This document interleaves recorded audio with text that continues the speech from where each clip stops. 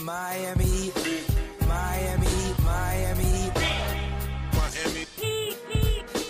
Miami, Miami, Miami, Miami, Miami, Miami. It feels like Miami. Welcome to the Miami Heat Postgame Show. I'm your host, Giancarlo Navas. And with me today, a surprise guest. It's nobody. It's just me. I'm just kidding. Gave the staff the night off. It's been a rough road trip. It's the last West Coast swing of the season for Miami. There's no game for the rest of the season that starts after 8 p.m. We made it, team. We made it, Heat fans.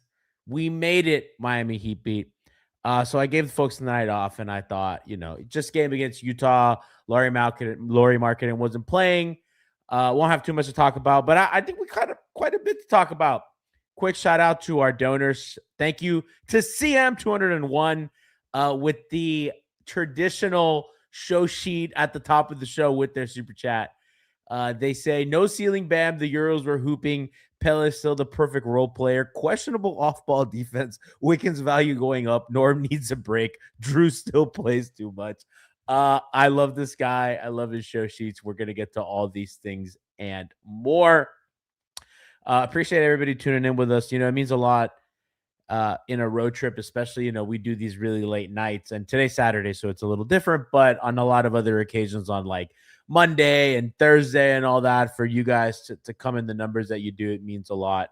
It's also kind of a tough day to do a show with all the news going on, especially most of the staff here is either Black or Hispanic, and everything that's going on with ICE and through the brutal murders of American citizens. And even if they weren't American citizens, the police state violence is really difficult to kind of stomach on a day-to-day basis. We wake up every day and trying to live our lives, and we have this pretty abhorrent news. So it was tough to do a show today, but I thought, if there's anything that doing this podcast the last 13 years has taught me, is that community is everything.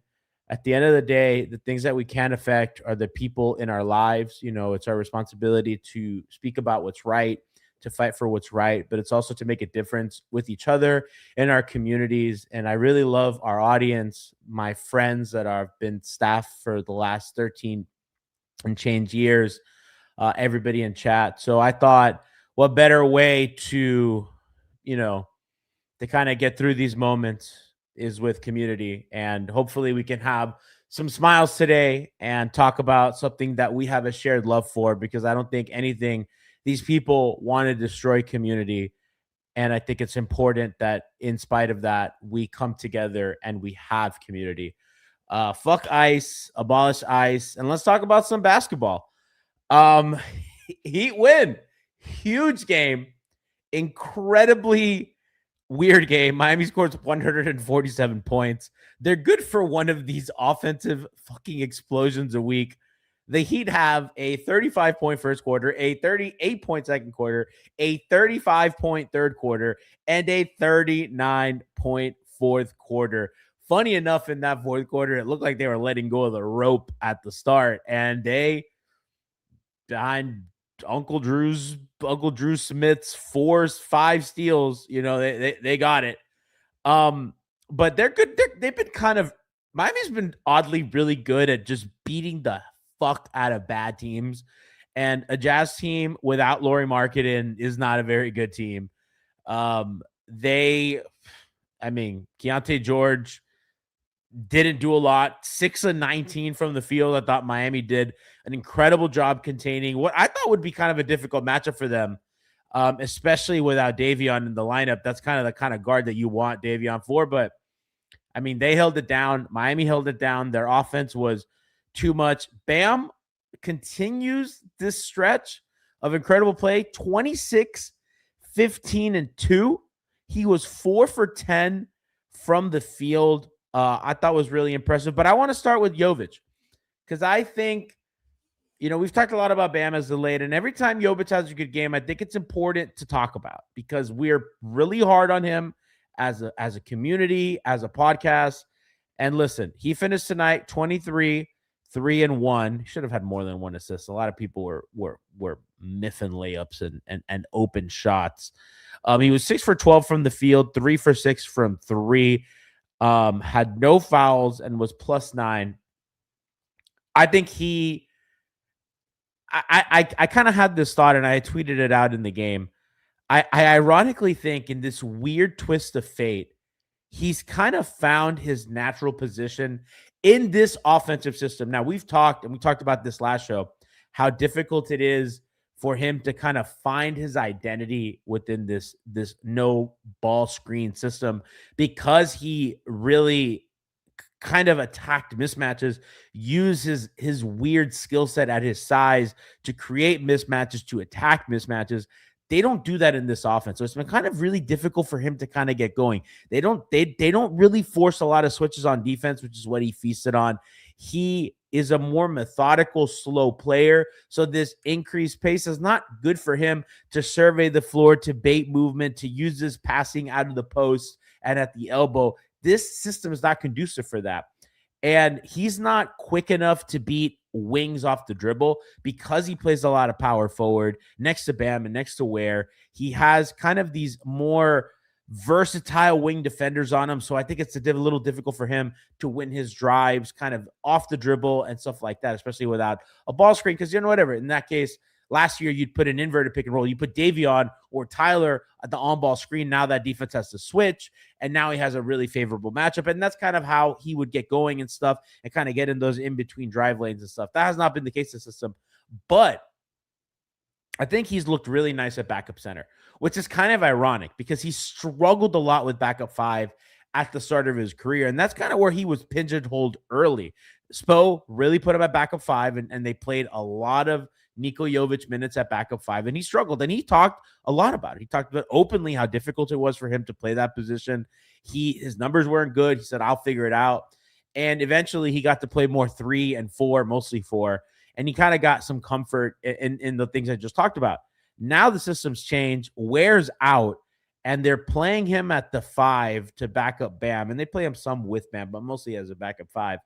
And he's looked really good. I think those are the times that he's looked the best this season. And I think tonight's a good example. Now, Utah's not winning any defensive awards or anything. I understand that. But what I do like is the process, his decision-making, how he fits within the system. And I liked it. I like him at backup 5. I like that he can stay in the dunker spot. He can just stay weak side and kind of float in. I worry about his rebounding. I mean, he only had 3 tonight, and he's just not a good rebounder. So it makes some of his backup center minutes a little bit untenable. But I think offensively, it's interesting.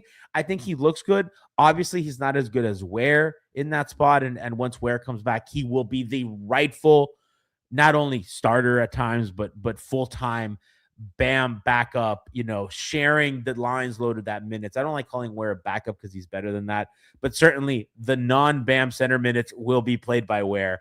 And Jovic will find some time next to him and blah, blah, blah, blah, blah. But in the meantime, I think he's a really, more than adequate third center. And I think in this kind of, and this is going to build his confidence. And I know he had a possession where he had a behind the back pass that went to no trailer. I think he turned it over and everybody got mad at him. I was like, he was just feeling himself. He was just feeling himself. And I like that he had a little confidence. And I like that he's seeking some confidence. I like that he plays a little swagged out. I think, listen, not that I'm a professional athlete, but I know when I'm feeling myself, when I play volleyball or soccer or whatever, I try to get a little fancy. And it kind of feeds into my good play and it helps me and stuff like that. So I don't think it was a big deal. I was actually encouraged that he felt the confidence to do that. We have Zach Martin's drum says, fuck it, Jovic at the 5, Ware at the 4. Listen, I mean, I'm not opposed to it because Ware can shoot that thing. So I actually think that Zach Martin, that's an interesting point. I don't think that's the right move because I think ultimately what Ware gives you as an offensive rebounder is too valuable and you don't want to give that up. But I do think how you can help Niko is playing him in some of those spots where Ware stands, where he is in the dunker spot and Ware is kind of spacing the floor, because Ware's a much better shooter than Jovic, more consistent shooter at that, even though Ware's been so young. So that's not a crazy take. I just don't think it's the best take. Julio, Chad asked you rooting for Arsenal or United tomorrow. Arsenal, I'm a Liverpool fan. I hate United. United can go straight to hell. Also, they're right behind us in the standings, and Liverpool face a tough result today on the road. So Arsenal all the way. I like Arsenal. Let's go Bukayo Saka. But yeah, so that's kind of like how I felt about Jovic today, and I thought today was really encouraging. As they wrap up this really kind of brutal stretch, they have Phoenix tomorrow, which again another back-to-back on this road trip. Then they have Orlando. Then they have Chicago. So then the schedule kind of gets easier. I want to kind of go over that at the end of the show, and we'll kind of recap what went on. But the other guy I want to talk about was Bam, because he's just been really good lately, and I think his 3-point shooting has come back a little bit, which I think is important. And I think, for him to be successful in this system, he's going to have to shoot better. And again tonight, 4 for 10, shot the ball. He's been shooting the ball a lot from 3. I mean, 10 attempts is a lot. I don't mind it. I personally don't mind it. I like that he puts them up. I think he should be shooting more. And I think anytime he puts them up, we should be encouraging this. Got to the line 6 times. Don't know how I feel about him taking more threes and free throws, but I guess I'll take it. The 15 rebounds is huge. Miami crushed Utah on the boards. And when I mean crushed, they out-rebounded Utah by 30. Miami had 64 rebounds to Utah's 34. That sink in. 64 rebounds Miami had to the 34 Utah had. Utah had 7 offensive rebounds. Miami had 26. Miami had almost as many offensive rebounds as Utah had as a team. So let that sink in a little bit. Bam's a huge part of why. Defensively, I thought he was everywhere. I thought he, was one of the reasons why they did so well on the Utah guards. I think you saw kind of how active he was. Keontae George saw a fair bit of Bam on switches. I know Nurkic had a triple-double, but I thought everybody else on the team was kept in check in a way that surprised me. I thought that some of these kind of the faster guards would do more. And Bam's guard play has not been particularly great this season, but I really like what he gave them today. I think the 19 shots led the team. That's kind of a barometer I look at. And I don't typically look for that with other guys, but with him, it's an aggression thing. It's knowing that he's looking for a shot. He's selfless to a fault sometimes. And I think it's important when you know that he's kind of looking for his own stuff, where he's getting his own stuff, where he's getting to the line, where he's putting up threes, especially in this offense, because a lot of this, it's difficult for him to get these unassisted baskets. So the fact that he's kind of forcing it, pushing the agenda, dictating the terms of engagement, as Zach Lowe said, I think is important. And I think it's easier for him when, as a team, they shoot the ball well. They shot 47 threes today, which is a lot, and they shot 40% on them. That's how you're going to get to 147 points in regulation. That's how you're going to have a space floor that you're going to be able to kind of do the work that Bam did. Larson had a really good shooting game. Wiggins was pretty solid. Fontecchio has had a very inspired month of basketball. And I think Bam's just really kind of been playing the lanes lately and really well. I think the off the dribble game has been much improved lately. I don't know how sustainable that is going forward, but I certainly like the production. And he's playing more like a wing lately, which I think is probably the best thing he can do for himself in this offense, is kind of try to play like a wing, because he'll get more shots that way. He's not going to get the rim rolling shots. They are running more stuff. I mean, they're running these little down screens for the guards where Bam's involved, then he'll kind of roll off that. So they're doing some interesting stuff with some screens off ball. I think I had one here. Yeah. So and even here, I have a possession with where Kasparov gets a 3, and watch Bam and Norman Powell. Bam's going to kind of set this off ball screen. Powell's going to come off. He's going to receive the ball up here at the top. I don't know why this is so buggy lately. Oh my goodness gracious. We'll run that back. So Powell's gonna come off the Bam off ball screen. And look, Bam immediately dives, and I want you to look at the geometry of the floor. Bam's rolling. Wiggins is gonna seal his man, so Bam's gonna be able to slip behind him. You have, I think that's Hawkes on the weak side. He's gonna start running. He can run to the corner or to the basket to help with rebounding. And then you have Kasparis at the weak side wing, ready to shoot. Powell now has collapsed. 3 Utah defenders around him at the nail, and he's going to be able to kick that out, and Yakuchonis is going to get a wide open 3. And that's the kind of stuff that I think is interesting. And again, part of that is like Bam's willingness to roll hard after the screens. It's Powell leveraging his shooting and his playmaking, and it all kind of works together to get the young guy a good shot. So stuff like that I think is important, and stuff like that I would like to see them run more of. Chat's asking if Kas got concussed. I was going to get into him hopefully at the end of the show. I don't have any answers. Unfortunately, Ollie has the night off. Would have loved for Ollie to be monitored, our production assistant, Ollie, to be monitoring the press conference. So I'm going to be watching Ira Winderman's Twitter account to make sure that we get some sort of update. And Chad, if you have an update, if you see it, because I'm live doing the show alone, and I don't want to just be reading Twitter while I'm doing the show. So if you guys can kind of take a look over there and let me know, we can produce a show together. It said community at the top, so kind of helps us out. So I hope he's well. But to go back to the on-court stuff, I think things like that are important. I think that stuff like that gets more guys involved. I don't think they have to run a lot of like sets, but I do think that they need little actions like that to get multiple guys moving. And I think it gives a little bit of purpose to a possession. It gives guys a little structure, which I think is really, really important. And I want to hear from you guys. When I'm alone, I like to like involve and have conversations with the chat. Like, are there stuff that you really noticed today that you guys, because I can gas bag up here, but I kind of like, I really appreciate the different perspectives, and sometimes people see things or notice things that are a little different than me. The other thing I wanted to get to, and I guess while we're on the topic of Yakuchonis, but this whole Drew Smith Yakuchonis thing has been quite funny. And so Drew Smith played 25 minutes today. Yakuchonis played 16. Drew Smith had a pretty good game, 6, 10, and 5. He had 5 steals, 5 assists, 10 rebounds. Almost had a triple. I mean, really, really stat stuffing sheet.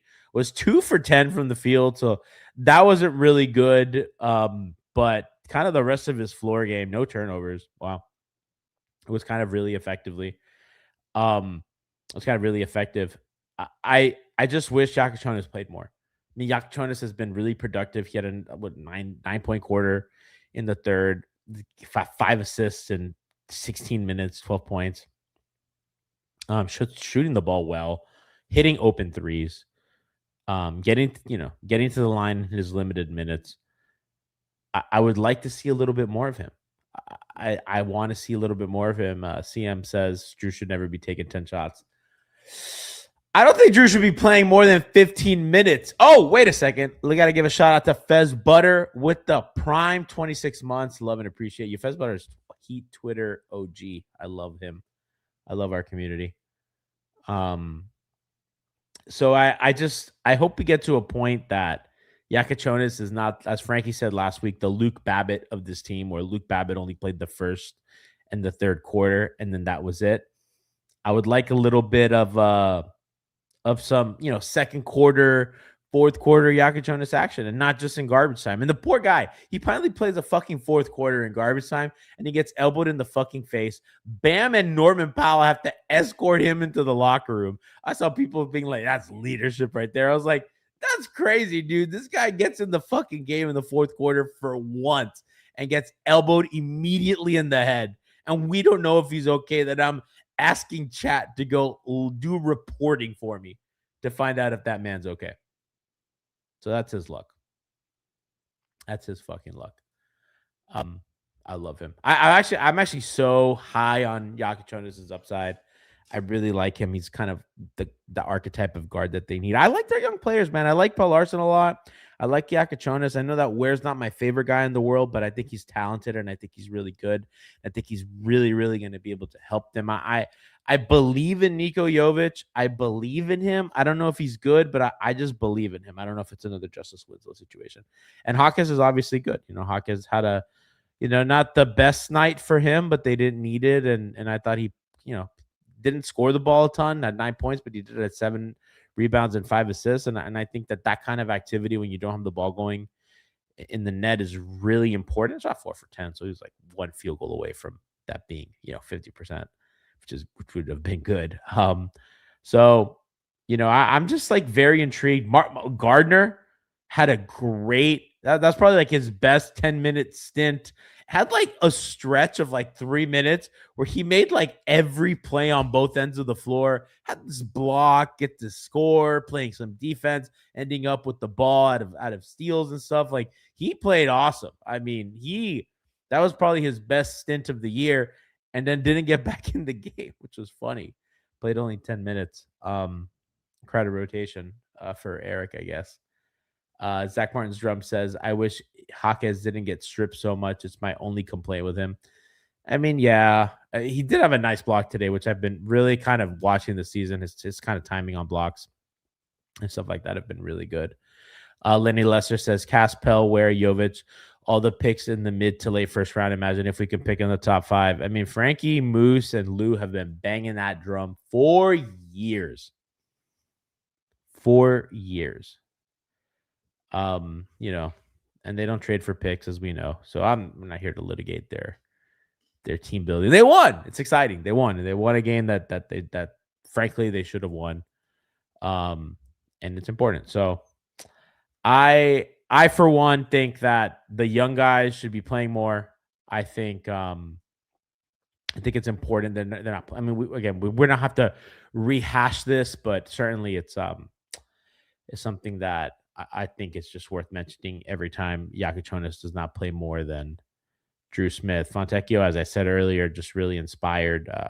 Played in January, 14 points, shot the ball, crazy good. Pell Larson, what more is there to say about Pell Larson? Andrew Wiggins just had the most quiet 17 points I've ever seen. I can't remember a single basket he made. Watched the whole game, but just got 17 of them. Shot 50% from the field. Just fucking efficient, silent, good. Just a good win, man. They beat a team that they should have on the road. Need to kind of bolster their road trip. So if we look at this, I kind of want to look at this recent stretch here because it's been interesting. They've had a really rough patch of their schedule. So they've had Denver, Detroit, Minnesota, New Orleans, Minnesota, Chicago, Indiana, Oklahoma City, Phoenix, Boston, Oklahoma City, Golden State, Kings, Blazers, Jazz, and then the Suns, right? So this was kind of the stretch starting with the Denver game that they won and Jokic got hurt. Let's kind of review this little stretch because we had really flagged this as an important kind of section after they beat Indiana. I mean, even before that, they had a game against Boston, a game against New York, a game against Toronto, right? So that was in the middle of that really nasty stretch where they lost a bunch of games. So they beat Denver. They beat Detroit. So 1 seed. The Detroit at the time was their best win. They lose both Minnesota games. They beat a bad Pelicans team. Chicago game gets postponed. They lose to Indiana. So they had some couple good wins. They lose to the Timberwolves twice. They lose to this Indiana team. They hit rock bottom. They somehow beat the best team in the league. They have another really nice win against the Phoenix Suns. They lose a real close one against Boston. They beat the Thunder. They lose to the Warriors. They beat the Kings. They lose to the Blazers. They beat the Jazz. So it's been so uneven. This road trip, they're going to finish. What do they? They have 3 wins and 3. They have 3 wins and 3 losses on this West Coast trip because they've lost to the Warriors, the Blazers, and no, that's it. The Warriors and the Blazers are their 2 losses. They beat the Thunder. they beat the Kings, and they beat the Jazz. So they sound pretty mid. Poltergostum said that's true. I think the Boston game was also on the road. It was not. It was at home. Okay, yeah. So this road trip, they'll have a chance to finish above 500. Shockingly enough, they'll have a chance to finish 2 games above 500. They have a chance to finish this road trip 4-2. And if I would have asked you to guess the fucking 4 that they would have won or the 2 they would have lost, you would have guessed wrong. Chat says we're 10-16 since that 14-7 start. That makes sense, but they've also had a really, really hard schedule too. So I don't know how much that plays into it. They have had some injuries, but they're weird because they've had really nice wins. Like they beat the fucking Pistons.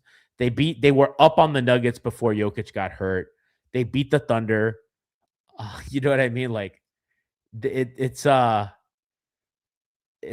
of hard to evaluate them. They lose to the Warriors, and then they beat the shitty Kings team. They lose to a Blazers team that was just a weird, awful loss, and they beat this Jazz team. And who knows? The Suns don't have Devin Booker; he got hurt, and then they have Orlando, and then they have their 3-game series against the Bulls, and then the season, the dregs of the season continue.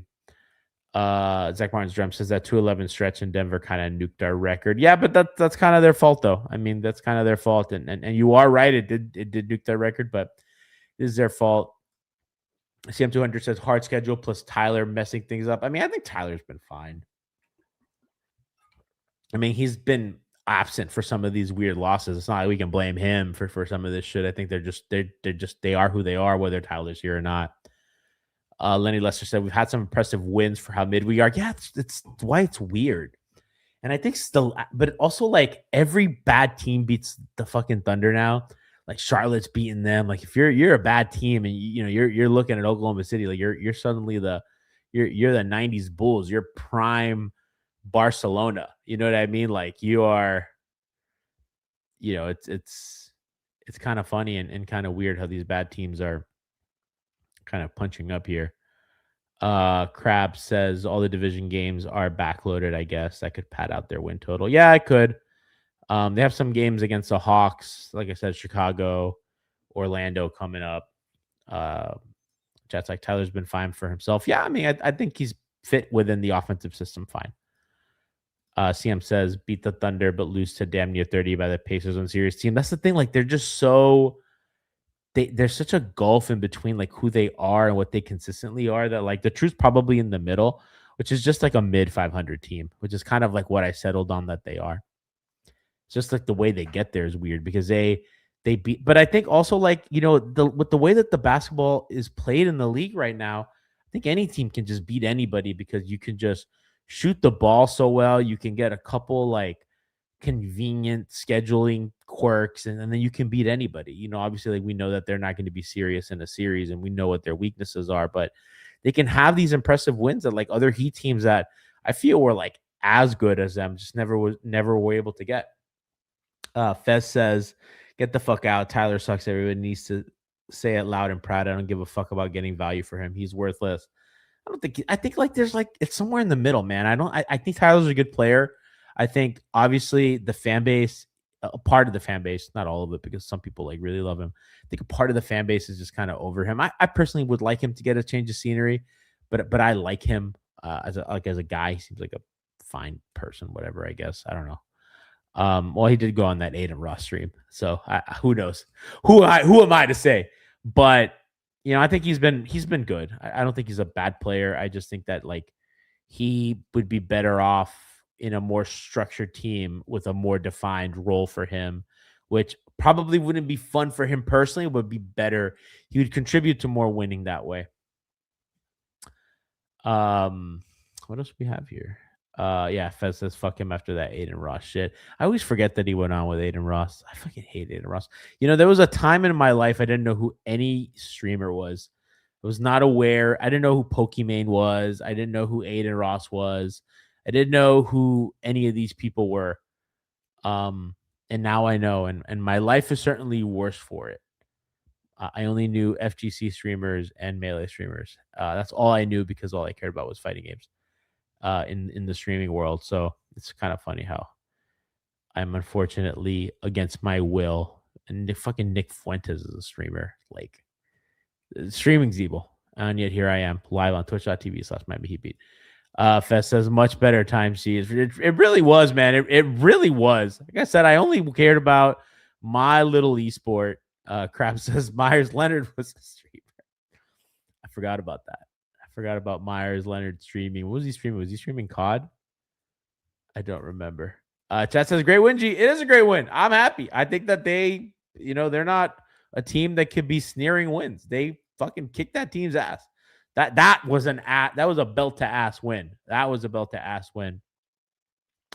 Poltergosum asks, what things in this offense you think will translate to the playoffs? I think that's a great question. I think a lot of it will, and I think a lot of it won't. I think the thing that mostly I think will work well is how quickly they play and the way teams respond to that. And I think that people always say that the play slows down in the playoffs.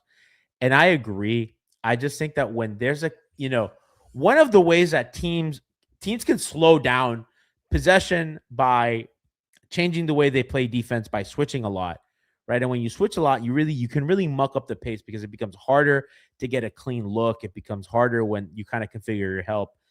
In Miami's case, they don't run ball screens. So I think when you do play more versatile lineups and when you do run and get into your offense quicker, it's harder for a team on defense to control the pace. Now, a team on offense can control their own pace.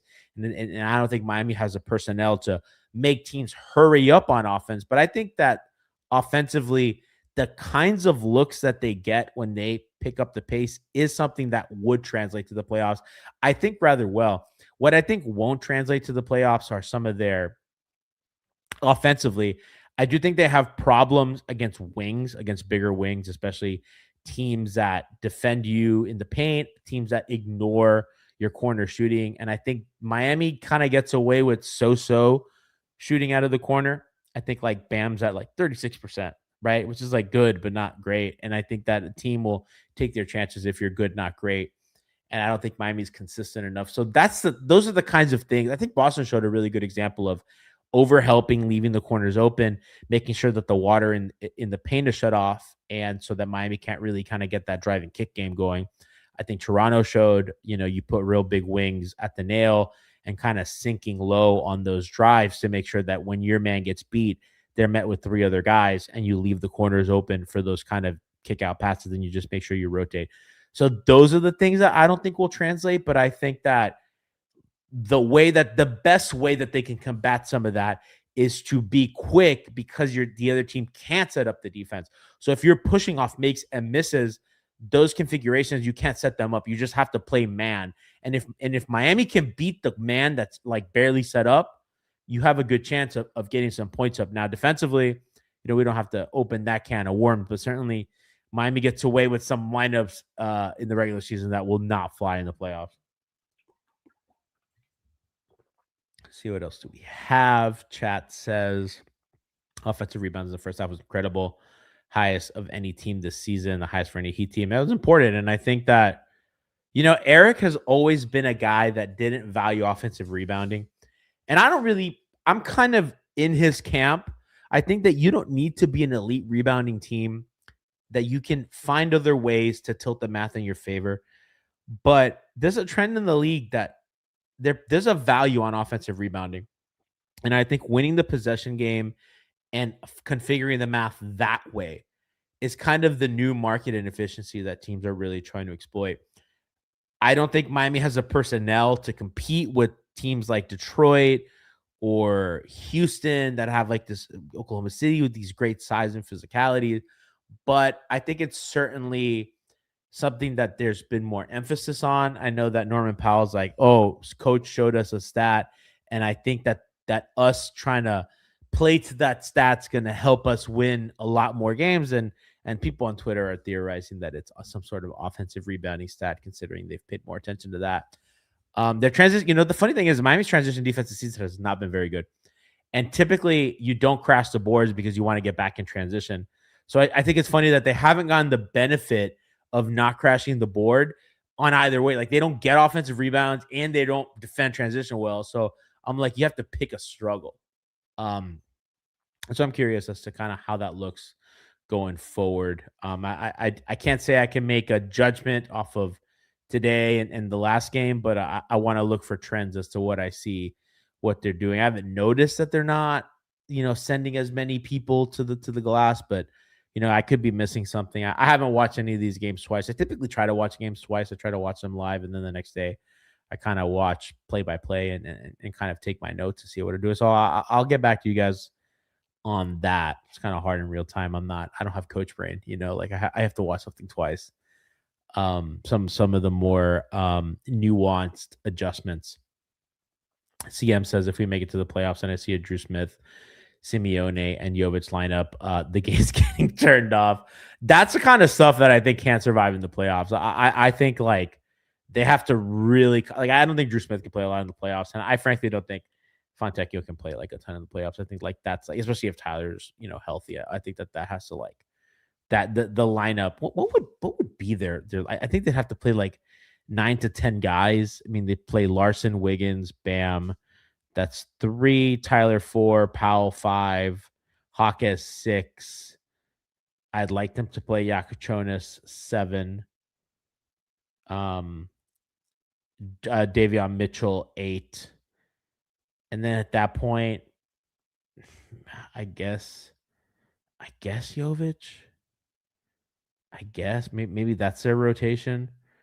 Maybe Fontecchio. I don't really like the Fontecchio there, but that's kind of the best I can do there with that. So they're gonna have to cut some of that rotation and make some decisions. We have Lenny Lester saying Myron Gardner has given up some good minutes. Yeah, I already talked about that. I thought that's the best stretch he's given them. Sad it was only 10 minutes. I think that they need a wing at that position. He's a little small. What's his size? What are his measurables? Myron Gardner, Miami. Because I misspelled his name. Myron Gardner size. How big is this man? Because he looks a little on the small side. He's 6'6", so he's a little on the smaller side. Polterghost said he's 6'5". Well, Google has him. Google the AI overview says height 6'5" to 6'6". So okay, so in the range. A little small. I'd like him to be a little bigger. I don't know. We already had the Haywood Highsmith experience. I would like my wings to be a little bigger is all. Chet says I wish he was 6'7". Me too. I wish he was 6'7" as well. I wish he was 6'7" as well. So yeah, we had a game. They won by a lot. They scored a ton of baskets. And they play Phoenix tomorrow. So we have a couple things left. We have our favorite segment. Do you work on that shot? I think I'll bring Omar in for his baby segment. Omar's really happy. Omar's been really excited. Omar gets happier for Heat wins than anybody on staff. He is glowing. I could see him in the little back room here. So we're gonna do you work on that shot? We're gonna bring Omar, the producer, on to do the segment with us because it is his thought child. So on the other side are the favorite news segment of America. What kind of shot is that? No. Oh my goodness, Valentine! No. Whoa. Have you ever shot that shot? Looking for Steph. Now Draymond's got it. What did he do that for? Draymond. Do you work on that shot? Got it! Oh! When? It's Cody Martin, you gotta hit it! Oh! Step back one-legged. What is he doing? What kind of shot is that?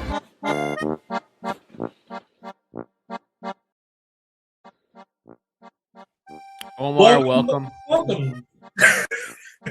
Omar, chat's asking, how are you feeling? Oh, You're man. alive. The lungs are good. The lungs are strong. Heat in 5. Mollywop the Jazz. We're ready. Universal healthcare soon come.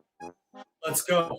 Let's go. For those who don't know, Omar smoked sage live on air and could not stop coughing in a way that was concerning. And for the audience that doesn't It was very know, upsetting. for 2 days I couldn't contact Omar. I hadn't heard from him for 2 days, and I would call him and his phone was off. And I got worried that he died. I thought you died. I was at the mall and I ran outside and I was like, maybe I'm not getting service. And then your phone kept going to voicemail. And I thought Omar died. And I go, is there blood on our hands? There's sage on our hands. That's There's for sure. sage on our hands. Okay, so we have a few do you work on that shots tonight. I already know what this first one is. I didn't even have to ask. Fontecchio hits the backboard, gets his rebound, barely gets it. The fettuccine special. The fettuccine special. It's the pass. He's wide open, backboard, nothing. I think he was trying to pass to himself. I think because fettuccine giveth and fettuccine taketh away. So I think he was trying to give. You gotta hand it to him today. Okay, so we have a Pelle Larsson one. Pelle Larsson is not on this many times. Pelle Larsson's a very put together player. Pelle Larsson is typically he plays within himself.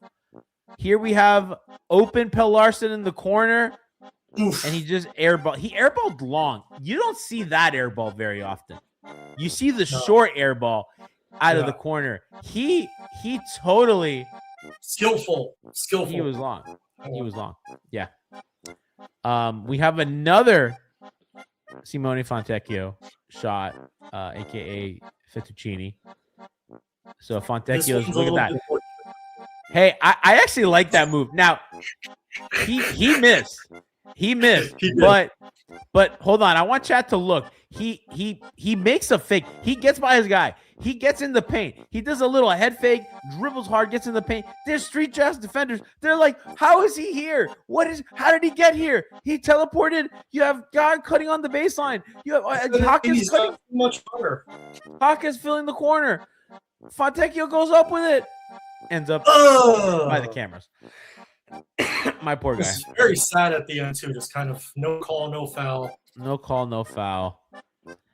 And we have, I guess, one-legged step back. Oh my God! And well, this is not a shot.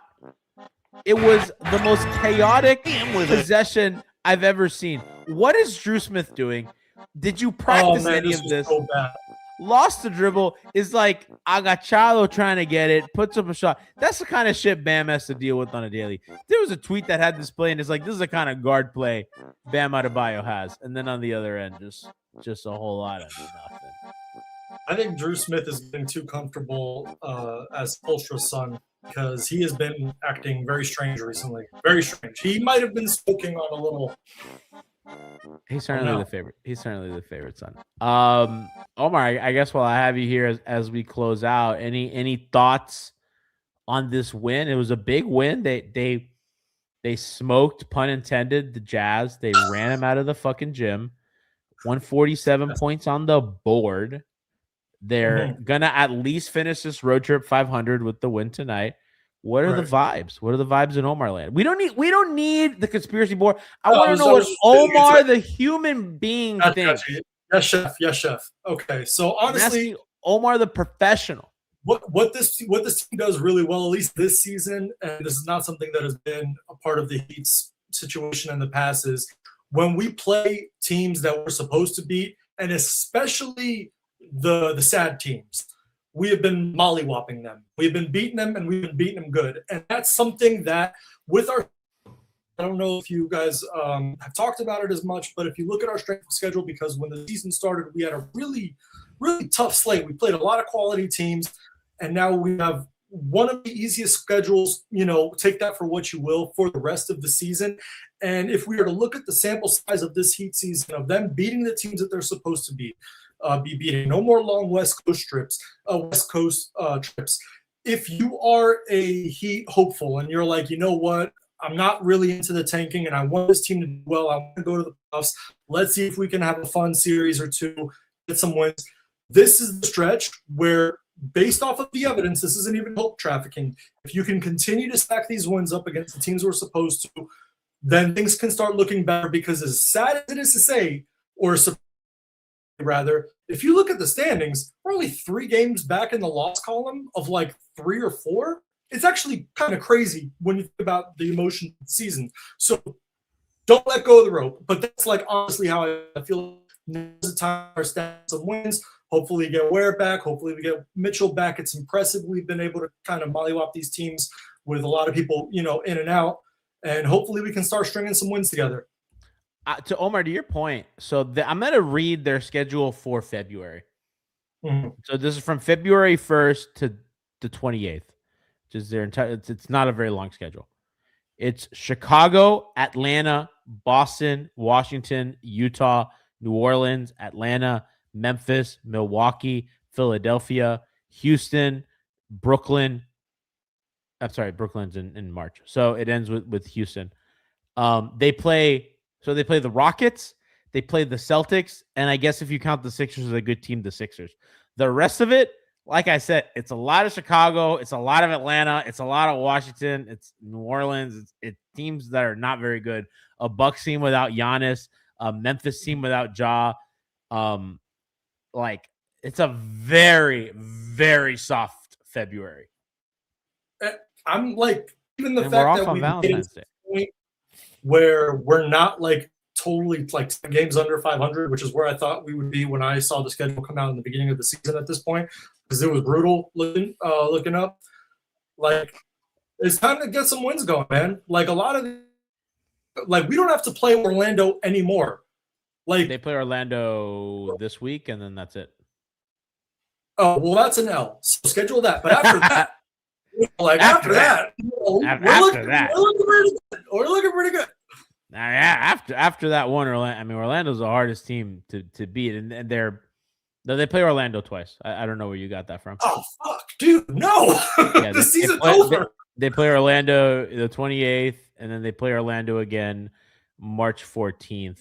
Their March schedule is much more difficult. They play the Lakers, they play the Pistons, they play the Spurs, they play the Cavs twice, they play Boston and Philadelphia. So it's a bit of a crowded schedule. So it's not 500 against the tougher teams, hopefully. But if you beat up this team lost to the Pacers.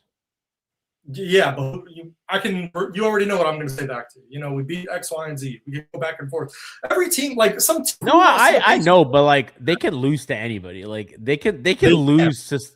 They within a week they lost to the worst team in the league and they beat the best team in the league. But overall on the season, like every team is going to have like those. You're going to lose to the teams you're not supposed to. But like the amount of times that we have not lost to teams that we should be beating. Compared to previous seasons, like, yes, we had that Indiana stinker. Yes, we had the another one or two.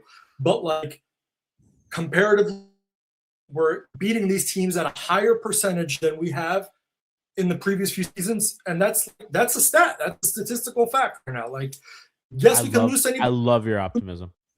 We did previously.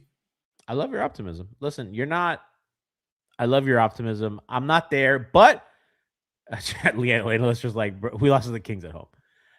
We beat the Thunder and we beat the Pistons on the road. We're talking about on average. What is their record right now? The record is with today. 3 games above 500. They're 24-22. I think they'll be around that. I think they'll finish the season about from the 3 to 6 games above 500 range, which honestly is not bad.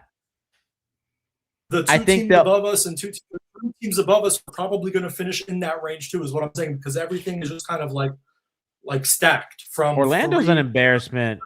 Congratulations to the Cavs for getting out of the play-in. They were there forever. I'm not a believer in the Cavs this season. Yeah, these kind of stinky though. New York stinks. Boston's been pretty good, but I don't even know why that team's good. Philadelphia can't just shoot themselves can't help but shoot themselves in the foot. I do think Miami's gonna end up in the play-in. So they're a game out of 6, and they play Philadelphia, who's in the play-in, and they play I think we Orlando. get to 5. I think we get to 5. Zach Martin says so 45-48 wins. Glad we could agree. Yeah, no, I literally totally agree with what you're saying. But I think Omar's to give Omar a little credit. All these teams kind of stink, and it just takes Miami to get a little hot, and really feast on the easy schedule. So I'll give the hope traffickers that. Mhm. I'll give the hope traffickers that. And we'll see. But listen, I think today was a good win. I think that the most important thing from today is this is the last fucking time this season we got to stay up late. That's important. That's important, people. This is the last time. I'm tired. Do you see the bags under my eyes? Chad, do you see this? I'm fucking exhausted. I'm tired. Well, you know I have the cure. What's the cure? You froze. We lost Omar. No, you didn't. It's right here. He's back. That's yeah. So I took my grandmother, an elder, small Colombian lady shopping, and that lady will terrorize a sale. I'm exhausted. She was not. And chat says to moisturize. I have a skincare routine at night. I used to in the morning. Actually, my hands have been really dry. I've been moisturizing my hands a lot. The weather here has been pretty rough, and I get like really dry hands. So I have been moisturizing. So thank you, chat. I do. I have a very. I bought this like lava rock exfoliator at Sephora that I quite like. It leaves my face very tingling. It's like my little treat at the end of the week. I quite like it. So that's chat for rocking with us on this beautiful Saturday into Sunday evening. Omar, thank you so much for all your hard work throughout the season and tonight. Appreciate you. Blessings. Just as we close out here, I just want to say, kind of to echo what I said at the top of the show. Make sure that you take care of your communities, guys. Make sure that you take care of your loved ones, each other. It's a really scary time right now in this country and really in the world. But I'm kind of always I've been at a loss for words. I've oscillated between anger and sadness and every emotion in between. And today is just more of a sad day than an angry day. But you could have asked me 4 hours ago and it would have been an anger. But at the end of the day, we can only control the things around us and fight for what we believe is right. And I hope that, we could have had fun today. I think I did. I forgot about some of the nasty things happening in the world today. And I hope that we together can help each other overcome. At the end of the day, community is the most important thing. Loving our neighbors is the most important thing. Whatever you believe, that ultimately love is the most important thing. I think that, I've been watching Andor with my girlfriend, and one of the things, I'm not going to spoil anything, but one of the things that has really stuck out to me about watching a show about political revolution is about these ordinary people doing extraordinary things. It's about how ordinary people have the power to change the world. And most importantly, under all of that is the most important characters in Andor love other people. It's about a love that motivates people to do better. It's about loving your partner, about loving a mother, about loving an adoptive mother. It's about loving a friend. And it's how that most essential human emotion is what drives us to fight for a better world. So I want to implore everybody to remember the people that we love and the people that we fight for, to be the best people that we can be every single day, in spite of the horrible things that are happening around us and to us, and that we fight together for love. And I appreciate everybody. I appreciate my co-hosts, who I love very much, my producers, and most importantly, my audience and my community. Thank you, guys. We will see you tomorrow for Heat Phoenix Suns. A way to close this out. Much love. And yeah, peace. Go Liverpool.